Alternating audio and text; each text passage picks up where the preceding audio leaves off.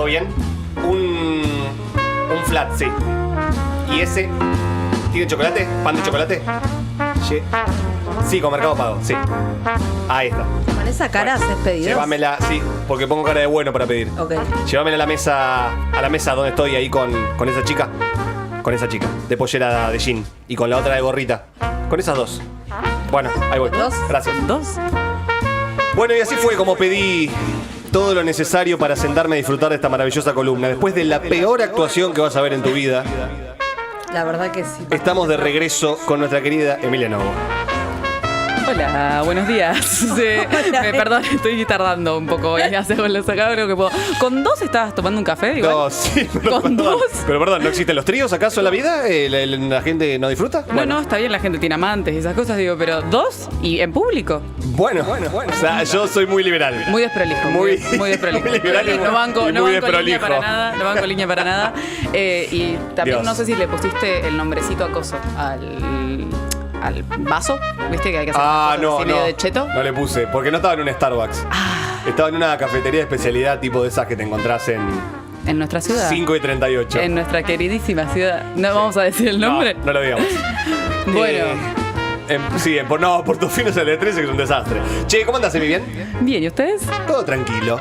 Vengo de unas vacaciones así como medio express, así medio de venir del río, medio de venir del mar. Le mandamos un saludo a Agustina, mi amiga que me hospeda cada vez que voy a Carmen de Patagones, Qué y a lindo. su novio Felipe. Qué bien. Fantásticos, maravillosos. Y he tenido mucho tiempo de leer. Le estaba contando a Lau que vengo un poco desconectada de la lectura en general y me senté con el agüita, unos mates, así como con mucha tranquilidad. También tomé café enfrente del río, hice esas qué cosas así lindo. medio Qué románticas. lindo. ¿Es la persona más romántica que conocemos? ¿Es acaso? Emilia Novo. Quizás.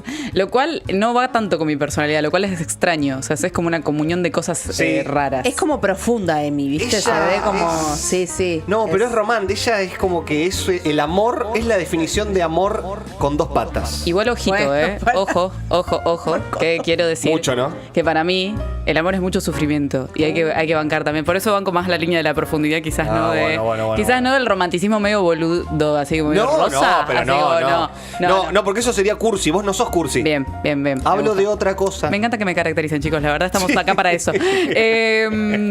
Bien. Yo, en el medio del mar y en el medio de las olas y la cosa y la cuestión, me puse a pensar en el duelo, ¿no? Y habíamos hablado la vez pasada de literatura y amor y dije, bueno, vamos a hacer como medio un paralelismo. En el medio del camino me arrepentí.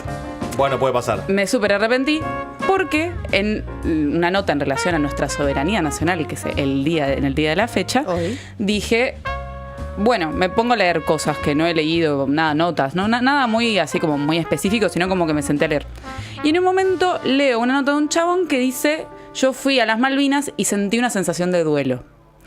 Y ahí se me hizo como una especie de link y dije, vamos a hablar de literatura y soberanía nacional. Me encanta. Porque me parece que es necesario para la fecha. El duelo quedará para otro momento, lloraremos en otra ocasión. Pero me parece que es importante hablar del rol que ocupa la literatura en el conflicto de Malvinas, pero sobre todo nuestra soberanía en general, no solamente en Malvinas. Porque a veces por ahí se atañe nada más a Malvinas, el territorio de las islas, lo cual es importante porque para lo más significativo nacionalmente para nosotros es eso. Pero por ejemplo ahora estamos en un conflicto muy grande con el río Paraná. La literatura también aborda ciertos territorios y ciertos conflictos en específico. Malvinas y el Paraná, por ejemplo, no son una excepción a toda esa regla. Voy a hacer una introducción muy rapidito de cosas que ya hemos hablado y creo Sí. que la gente ya más o menos sabe, pero la literatura funciona como un arma política y la literatura es una forma de representación e incluso de sedimentación de cuestiones nacionales. El Facundo, el Martín Fierro, puedo pensar en la excursión a los indios ranqueles de Lucio Mansilla. Vamos a hablar de un montonazo de obras en específico del siglo XIX, donde de repente se establecen las bases de nuestra nacionalidad a partir de la literatura. No solamente la literatura, pero es la literatura la que ayuda un poco a que los valores, el territorio, los estereotipos sobre todo, y otro montón de personajes empiecen como a confluir en como un ser nacional, una identidad nacional. La literatura ayuda en eso, en fin. puede ser muy buena o puede ser muy mala en términos de qué posición nos tomemos al respecto, ¿no? Sí.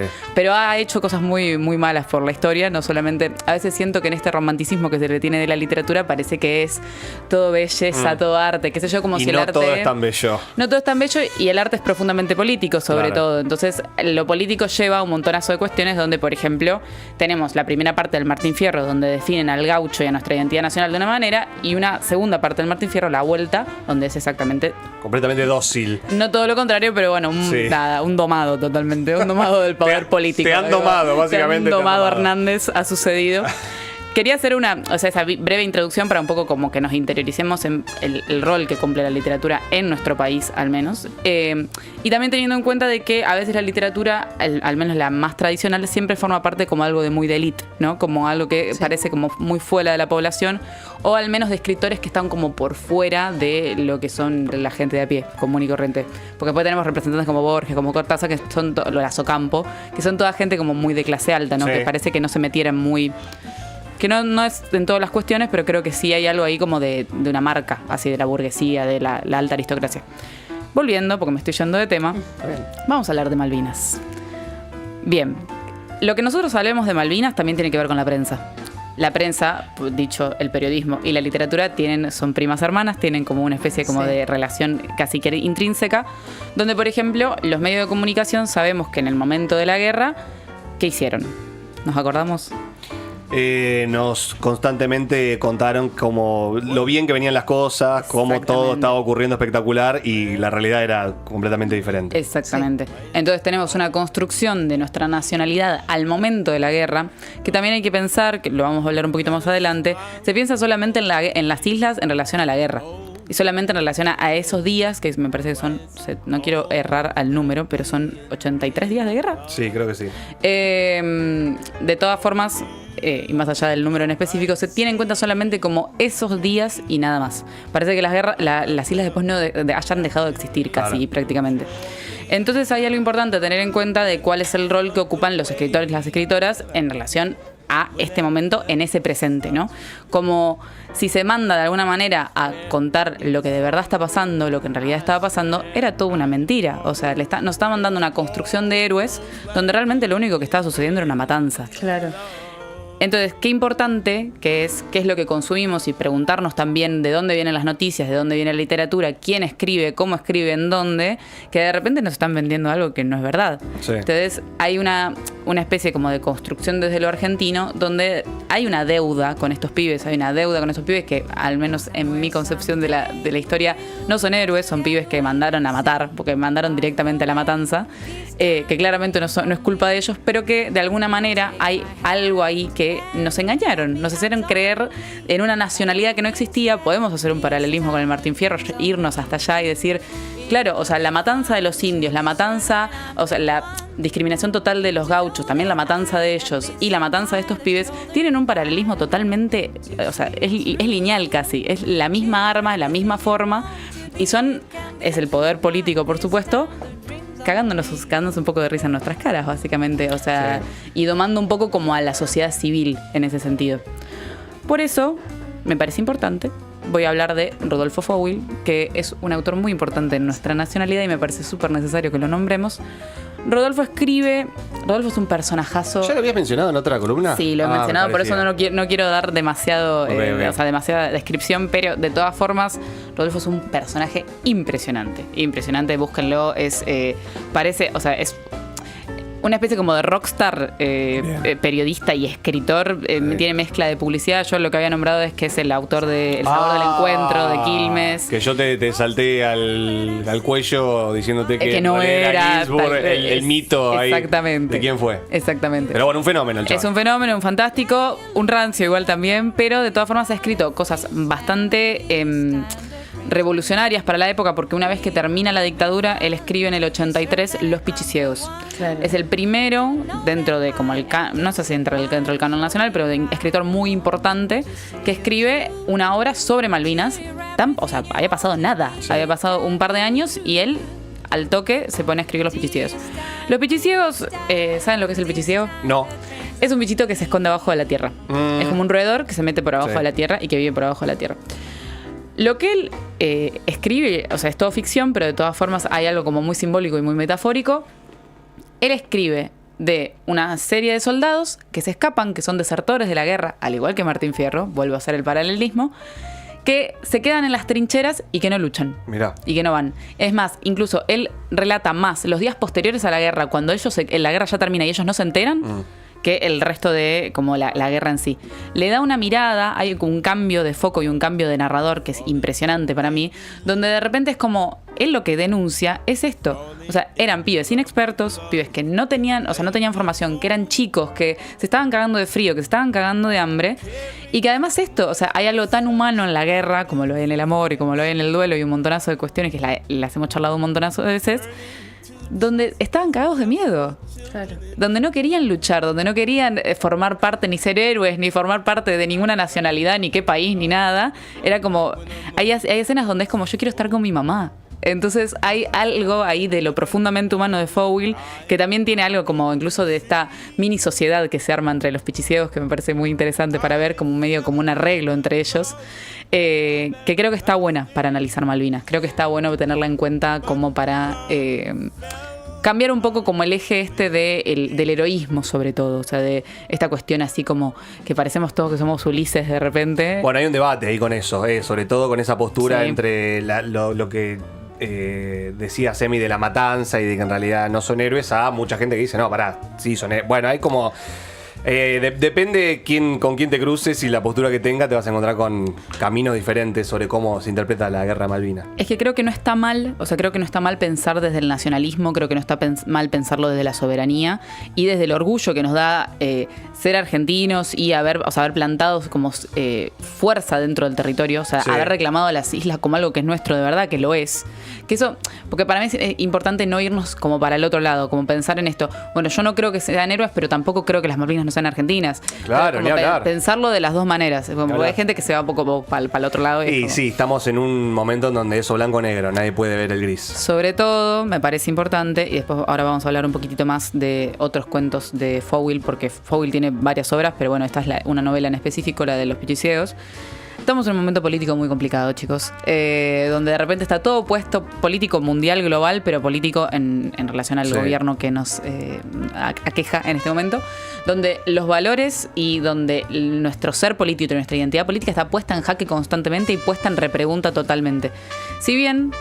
que ahí eso podríamos hacer una columna aparte con alguien que sea un politólogo o una gustaría. politóloga, porque de repente el nacionalismo es algo que a la gente más de izquierda y a la gente más de derecha a todos nos une, y las Malvinas entran un poco como Sí, en claro. ese círculo. Sí. Estamos como todos de acuerdo, pero no sé si estamos del todo de acuerdo con la revisión que hacemos de Malvinas, de repente como con la historización que hacemos adentro de Malvinas. Por ejemplo, tenemos, de nuevo sigo en línea Fowl, tenemos los pasajeros del tren de la noche, que justo lo nombró Mariana Enríquez hace poquito en Blender, es una Mirá. entrevista, de paso la recomiendo, que me gustó mucho, se la hizo Tomás Rebord. Ah, sí, sí, sí. Me gustó mucho y que habla un poco como de ciencia ficción y de terror en Argentina y cuál es como la tradición que tiene la literatura en ese sentido en Argentina. Y habla de este cuento porque, no quiero hacerles tantos spoilers, Los pasajeros del tren de la noche es un pueblo, creemos que en provincia de Buenos Aires, pero no sabemos exactamente, donde llega un tren vacío.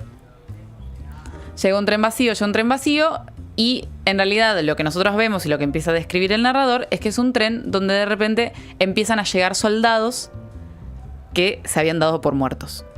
En ese tren, o sea, ese tren que nosotros entendemos que está vacío porque sabemos un poco cuál es la Sí. metáfora, cuál es la parte, cuál es el subtexto de la historia, en realidad empiezan a llegar fantasmas. Claro. Y sus madres y sus padres, sus hermanos, sus amigos, los empiezan a recibir y empiezan a caminar por el pueblo. Entonces hay algo ahí como también de los cuerpos en Malvinas, cuál es el laburo que se hizo en relación como a la restitución de los cuerpos, a la vuelta y sobre todo al duelo de los familiares, ni hablar de los excombatientes, donde hay un montonazo de críticas de, o sea, cuál es el sustento que se les da económicamente, pero psicológicamente sobre todo a estas personas que no volvieron a ser los mismos. Sí, que fue nulo y Como- inclusive fueron marginados de la sociedad. por Totalmente. Hay un montonazo de crónicas, sobre todo de suicidios post Malvinas, de gente que la ha pasado muy mal, guerra.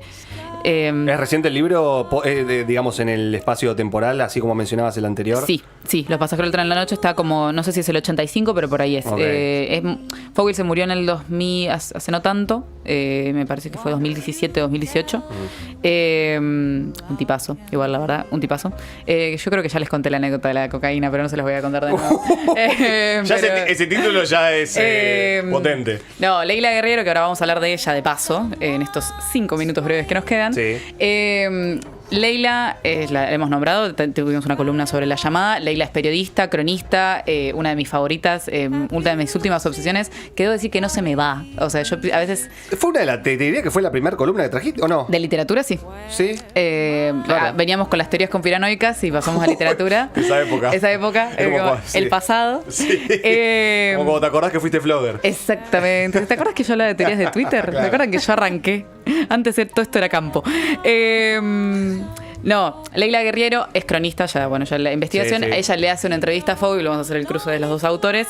Y va un día a su casa donde ella hace como sus observaciones. Ella en el terreno es como, muy, muy periodista en ese sentido. Y ve que en la computadora estaban todos los dedos marcados y pegoteados. Ah, sí. Y él la mira y le dice: menos mal, nena, que no habías venido antes, porque ahora yo como chocolate mientras redacto y me chupo los dedos y sigo escribiendo, por eso está todo pegoteado. Pero menos mal que no viniste hace unos años porque antes era falopa. Hermoso. Él es ese tipo de escritores que además se corren un poco como de lo que nosotros esperamos de un escritor, que a mí me parece una fantasía total. Después de su vida privada hablaremos de otra cosa. Bien, Leila Guerriero escribe La Otra Guerra. La Otra Guerra no es tan viejo, creo que tiene un par de años. La Otra Guerra es una crónica sobre el cementerio de Malvinas. A mí me parece muy interesante lo que hace Leila en relación a esto. Hay de alguna manera como un análisis donde, no quiero faltar a la verdad, pero se le ordena a un oficial, desde los ingleses le ordenan al oficial Cardoso, que identifique a todos los caídos argentinos. Y él hace como una especie de análisis y Leila aborda a este personaje y analizan un poco qué es lo que él vio. Qué es lo que él vio en los cementerios, qué es lo que él vio al momento de reconocer a los compañeros, qué es lo que tuvo que hacer después para hablar con los familiares y un poco cuál es todo el hilo que siempre en relación muy a la muerte, siempre en relación muy a los cuerpos, a esto que como que ya no está más. No sé si vieron en algún momento, la tendría que haber traído, pero me olvidé, es esto de... soldado argentino solo conocido por Dios. Sí. Esa imagen a mí me parece terrible, que también la agregan un poco en la crónica. Es un poco también como la metáfora de esto de, hay cuerpos no reconocidos todavía en Malvinas, a los que todavía no tenemos acceso, sobre todo. Y en relación a esto, y lo último, acá ya no es literatura, pero me parece que es importante. Lo tenemos a Sebastián Carassi, que es la persona por la cual yo entro a esta columna así como un camión, que tiene un libro llamado Lo que no sabemos de las islas. No es literatura, es una investigación que realiza él es politólogo por la UBA. Y de alguna manera le hacen una entrevista para Cenital y él cuenta esto de que cuando él pisa las Malvinas tiene una sensación muy extraña y un lugar muy común en la literatura, que es el no lugar. El lugar que nunca llega, el lugar que no existe, el lugar que parece que está pero no está, el lugar donde, como en Malvinas, no somos ni extranjeros ni somos locales. Claro. Es un limbo, es una especie de sensación de limbo donde no pertenecemos, pero igual son nuestras. Pero a la vez también ahí conviven todas personas que no hablan casi, en realidad él cree que ninguna habla español. Sí. Que ninguna tiene nuestra cultura, que ninguna... Entonces, de repente, ¿qué es lo que nos pasa a nosotros? Que todo el tiempo vivimos de una idea de Malvinas, vivimos de un concepto de Malvinas literario, político, cultural, donde no sabemos qué realmente está pasando en Malvinas. No sabemos ni quién vive en Malvinas, ni quién se quiere en Malvinas, ni los artistas, ni los políticos, ni cuáles son las profesiones en Malvinas, ni las familias, ni cómo es. ¿Son ingleses? ¿Son más argentinos? ¿Son más...? Sí, creo que ninguna de las dos. Inclusive los Kelper no sé si se sienten identificados ni con ninguna de las dos. No lo sabemos. Al principio mandaban un montonazo de familias, así como medio como enviadas, así medio el resabio, Claro. las mandaban al principio para las Malvinas.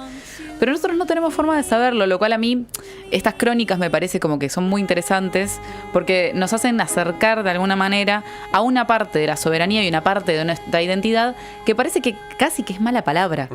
Es como, hablar de que las Malvinas ahora están ocupadas, que las Malvinas están ocupadas por gente que no somos nosotros y que nada tienen que ver con nosotros y que en el relato nacional se plantean como el enemigo.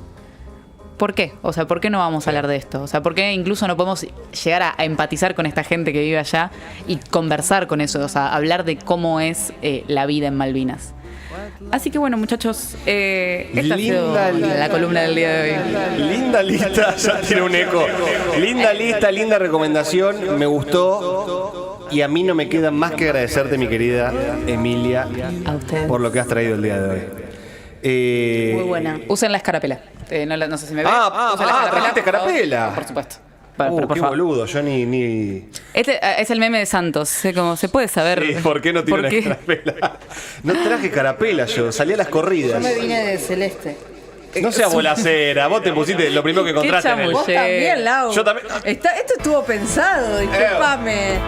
Señores, que Qué viva la mentira. Argentina y que viva la soberanía nacional. Gracias, Emi, de verdad. A ustedes. Y gracias a ustedes, porque sin ustedes nosotros no seríamos nada. Buen fin de Lau, que la pases lindo en Mar del Plata. Vos también, gracias. No me voy a Mar del Plata, pero bueno. Adiós. Adiós.